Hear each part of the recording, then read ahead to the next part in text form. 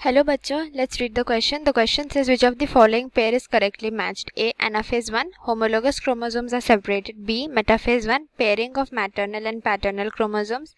C. Interphase, a nuclear envelope encloses each haploid set of chromosomes. D. Prophase 1, non-homologous chromosomes are separated.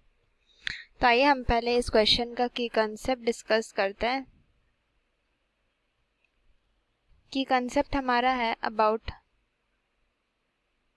Meiosis 1. Meiosis होता क्या है?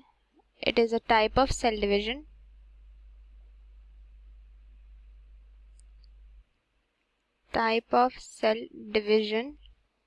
जहाँ पे chromosome number half हो जाता है, दैट इज 2n से n हो जाता है. Okay, chromosome number. तो आइए one by one statement discuss करते हैं.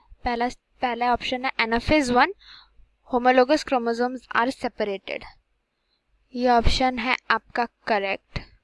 ओके, क्योंकि एनाफेज क्या होता है? पहले there's a slight difference between anaphase of mitosis and anaphase of meiosis 1. तो anaphase में बेसिकली क्या होता है? सेपरेशन होता है. ओके, तो देखिए मैं यहाँ पे होमोलॉगस क्रोमोसोम्स बना रही हूँ. ये एक क्रोमोसोम है, ये एक पेयर ऑफ क्रोमोसोम है. तो ये दोनों क्या हो जाते हैं ना, ये लोग दोनों सेपरेट हो जाते हैं opposite poles of this cell में. अगर मैं मान लूँ कि एक सेल है तो ये लोग सेपरेट हो जाते हैं. ओके, क्रोमैटिड्स अटैच रहेगा बट क्रोमोसोम्स सेपरेट हो जाएंगे, होमोलॉगस क्रोमोसोम्स. तो एनाफेज 1 में सेपरेशन होता है. This is correct. Okay, second बोल रहा है metaphase 1, pairing of maternal and paternal chromosomes. ये तो आपका ऑप्शन हो गया रॉन्ग, क्योंकि मेटाफेज में क्या होता है? अलाइन हो जाते हैं homologous chromosomes on the equatorial plate.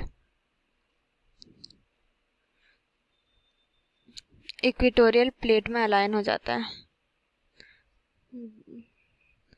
ये सपोज है यहाँ पे इक्वेटोरियल प्लेट पे अलाइन हो जाते हैं होमोलॉगस क्रोमोसोम्स. पेयरिंग तो नहीं होता मेटाफेज 1 में, तो ये आपका हो गया रॉन्ग. ठीक है. थर्ड बोल रहा है interface, nuclear envelope encloses each haploid set of chromosomes. ये भी गलत हो गया, क्योंकि ये इंटरफेज में नहीं, ये टेलोफेज में, जो लास्ट फेज होता है माइटोसिस का, या फिर हम मियोसिस भी बोल सकते हैं. टेलोफेज 1 टेक्निकली, उसमें न्यूक्लियर एनवेलप एनक्लोज करता है ईच हैप्लॉइड सेट. देखिए हमारा एनाफेज 1 के बाद टेलोफेज आता है, तो उसमें क्या होता है? एनाफेज 1 में जैसे हमारा जब सेपरेशन हो जाएगा, उसके बाद ये 2n से n हो गया. ओके, फिर और एक फेज आता है, दैट इज द टेलोफेज 2. उसमें ये जो